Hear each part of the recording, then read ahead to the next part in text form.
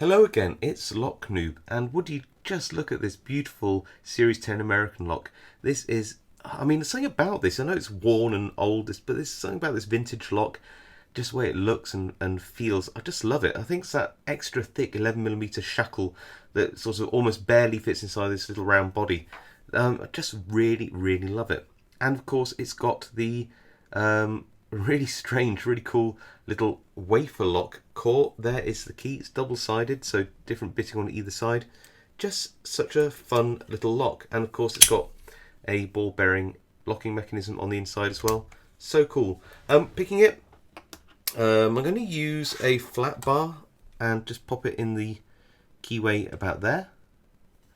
And I guess I can start this way up and then I'll turn it and do the other way. So let's have a go. Let's see where we get to. So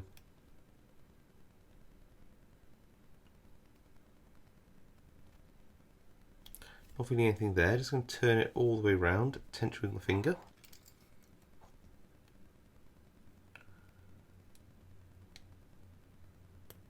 And there we go. Open. That was relatively quick, wasn't it? Literally all I was doing was just touching on any wafer that's binding and pushing it. So, I guess that we all know that wafer locks aren't particularly secure, but this one seems to be relatively easy to pick. In fact, I was trying to count how many wafers this actually might have, and I considered that maybe 3. So 1, 2, 3.